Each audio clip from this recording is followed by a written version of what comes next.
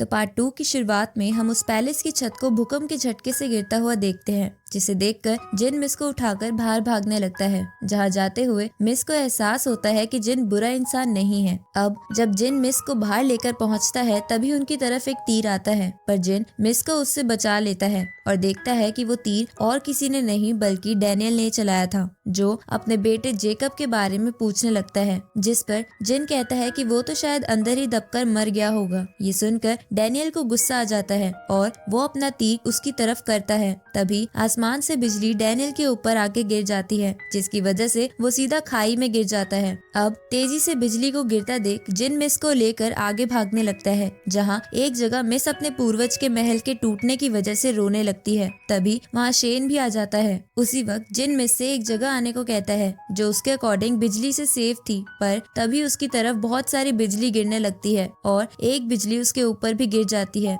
जिसे देखकर शेन कहता है कि शायद इस बेवकूफ का मरना ऐसे ही लिखा था। उसी वक्त जिन फिर से उठ खड़ा होता है और उसे कुछ भी नहीं हुआ था, जिसे देखकर मिस भी बहुत खुश हो जाती है। अब जिन को जिंदा देख शेन हैरान हो जाता है। साथ ही मिस को भी समझ नहीं आ रहा था कि सारी बिजली जिन की तरफ ही क्यों जा रही है, जिससे उसे कुछ हो भी नहीं रहा। अब ये जानकर मिस जिन से उसकी फैमिली की मदद करने को कहती है, जिसके बदले में जिन कहता है कि मैं तुम्हारी मदद जरूर करूंगा, लेकिन इससे पहले मुझे कहीं जाना है, तो तुम भी अपने घर चली जाओ। आगे जिन एक जगह बैठ जाता है जहाँ उस पर लगातार बिजली गिर रही थी, लेकिन उसे कुछ भी फर्क नहीं पड़ रहा था। साथ ही उसे ये बिजली कुछ अलग सी लगती है। तभी उसे आसमान में से एक रोशनी चमकती हुई दिखती है। उसी समय जेनी नाम की एक लड़की जो बहुत ही खूबसूरत थी उससे आकर टकरा जाती है। दूसरी तरफ मिस भी जिन की फिक्र कर रही थी। अगली सुबह जब जेनी को होश आता है तो वो जिन से उसके कपड़े ढूंढने को कहती है, क्योंकि उसके कपड़े जंगल में कहीं खो गए थे। जिस पे जिन कहता है कि इतने घने जंगल में तुम्हारे कपड़े कैसे मिल पाएंगे।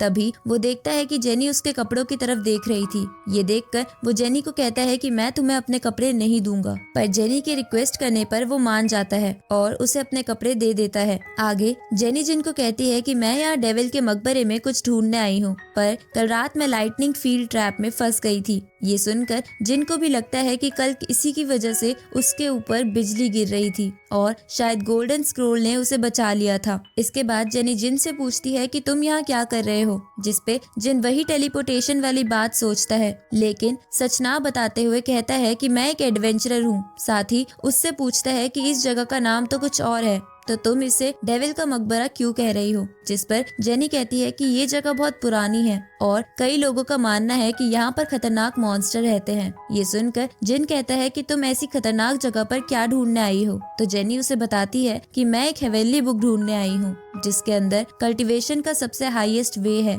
ये सुनकर जिन को लगता है कि कहीं वो बुक गोल्डन स्क्रोल ही तो नहीं, इसलिए वो जेनी से उस बुक के लुक्स के बारे में पूछता है। जिस पर जेनी उसे बताती है कि वो एक गोल्डन कलर के स्क्रोल जैसी दिखती है। ये जानकर जिन हैरान हो जाता है और समझ जाता है कि वो वही स्क्रोल है जो उसके अंदर चला गया है, इसलिए वो जेनी को वहाँ रुकने का कहकर कहीं चला जाता है। ये देखकर जेनी को भी थोड़ा शक होता है। आगे हम स्पिरिचुअल वर्ल्ड में उस गोल्डन स्क्रोल द्वारा जिन को कल्टीवेट करते हुए देखते हैं, जिसे देखकर जिन भी हैरान था। थोड़ी देर बाद वहाँ जेनी आती है और जिन को कल्टीवेट करता देख कहती है कि तुम्हें अपनी मेथड को थोड़ा चेंज करना चाहिए, तो जिन भी चेंजेस कर लेता है, जिसके बाद वो और तेजी से स्पिरिचुअल एनर्जी एब्जॉर्ब करने लगता है, जिसकी वजह से जेनी के आसपास तेज तेज हवा चलने लगती है और वो जिन के आसपास बहुत सारी एनर्जी को देखती है, लेकिन उसे लगता है कि यहाँ के लोग बहुत ताकतवर है। इसके बाद जेनी जिन से पूछती है कि तुम इतनी स्ट्रॉन्ग एनर्जी कैसे एब्जॉर्ब कर रहे थे, जिसपे जिन कहता है कि ये तो बहुत ही आसान है, लेकिन जिन को उस एनर्जी के बारे में ज्यादा नहीं पता था। इसलिए जेनी जिन को बताती है कि कल्टीवेशन के 5 लेवल होते हैं,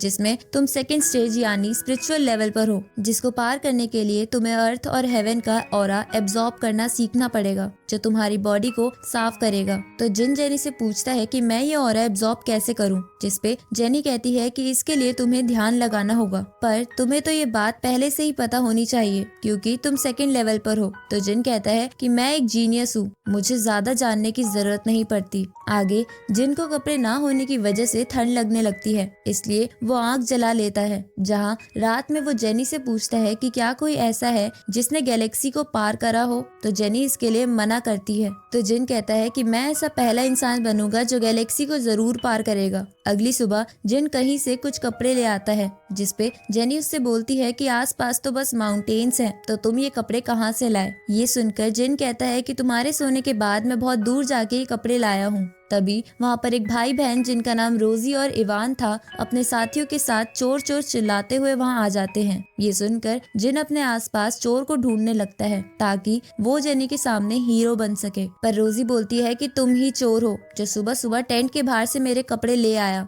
साथ ही तुमने मेरे टेंट में भी झांका था। अब दो सिपाही जिन को घेर लेते हैं, तो जिन कहता है कि मुझे कपड़ों की जरूरत थी इसलिए मैंने इसे बस बोरो करा है। जिस पर इवान कहता है कि तुम गंदे इंसान हो, क्योंकि कोई लड़का लड़की के कपड़े क्यों चुराएगा। ये सुन के जिन जेनी से मदद मांगता है, तो जेनी उन सबको बताती है कि ये एक गलत फहमी है, कल रात मेरे कपड़े फट गए थे इसलिए ये मेरे लिए कपड़े लाया होगा। तभी जिन रोजी के कपड़े सूंघ कर कहता है कि ये तो बड़े गंदे हैं। ये देखकर रोजी गुस्से में वो कपड़े फाड़ देती है और जिन को मारने के लिए आगे बढ़ती है, पर जिन उसे आसानी से दूर धकेल देता है। अब जिन की पावर देखकर इवान कहता है कि तुम तो इतनी जल्दी स्पिरिचुअल लेवल पर भी पहुंच गए, यानी तुम कोई बुरे इंसान नहीं हो। लेकिन रोजी इस बात पर एग्री नहीं करती। इसके बाद इवान जिन से कहता है कि ये मेरी छोटी बहन है इसलिए इसकी बात का बुरा मत मानो। साथ ही वो उससे बोलता है कि हम एक दूसरे शहर में जा रहे हैं और हमें बॉडीगार्ड की जरूरत है, तो क्या तुम ये काम करोगे। ये सुनकर जिन जेनी से इस बारे में पूछता है, तो जेनी भी साथ चलने के लिए मान जाती है। आगे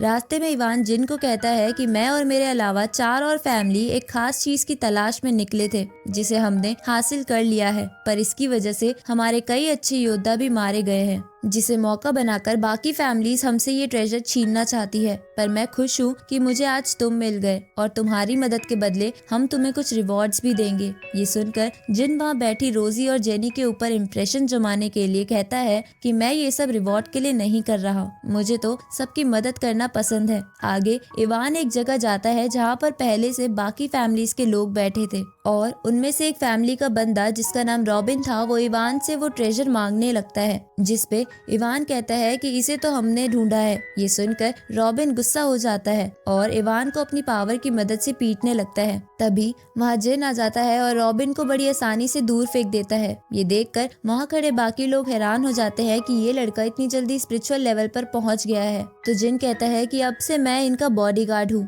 तो तुम्हें इनसे लड़ने के लिए पहले मेरा सामना करना होगा। उसी वक्त वहाँ रॉबिन फिर से खड़ा होकर आ जाता है और कहता है कि मैं भी स्पिरिचुअल लेवल पर हूँ। जिसके बाद वो अपनी पूरी पावर इकट्ठा करके जिन को मारने आगे आता है, पर जिन उसे बड़ी आसानी से नीचे गिराकर कहता है कि तुम्हें अभी बहुत कुछ सीखना है। ये देखकर इवान उनसे कहता है कि क्या तुम सबको अभी भी वो ट्रेजर चाहिए, जिसपे वो सब कुछ नहीं कहते। इसके बाद वो उस ट्रेजर बॉक्स को ओपन करने का डिसाइड करता है, जहाँ इवान जिन से कहता है कि हम इसे ओपन नहीं कर पा रहे, तो क्या तुम इसे ओपन कर सकते हो। ये सुनकर जिन बॉक्स को बीच में से काटने के लिए अपना हाथ आगे बढ़ाता है। ये देखकर उनमें से एक फैमिली का बंदा जिन को कहता है कि इससे बॉक्स के अंदर की चीज को नुकसान हो सकता है। तो जिन उस बॉक्स को बड़े ध्यान से देखने लगता है, जिसके अंदर उसे बहुत सारे होल्स दिखते हैं, जिसे देखकर जेनी उसे ओपन करने का तरीका समझ जाती है और जिन को इस बारे में बताती है। तो जिन भी ऐसा करके उस बॉक्स को खोल देता है, जिसके अंदर से एक मिड लेवल मार्शल एबिलिटी का स्क्रोल निकलता है। ये देखकर वो सभी उसे मांगने लगते हैं। तो जिन कहता है कि मैं इसके 4 टुकड़े कर देता हूँ और तुम सब इसे एक एक रख लो,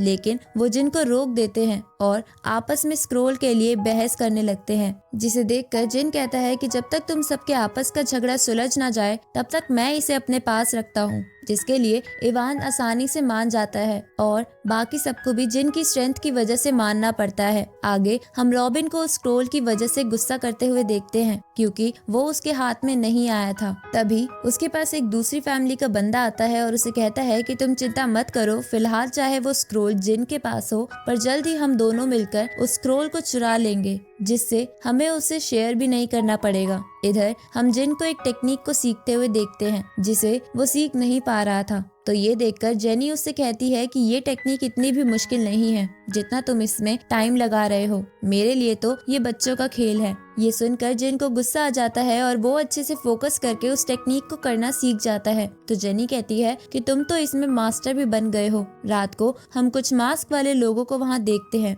और इसी के साथ ये पार्ट यहीं खत्म होता है।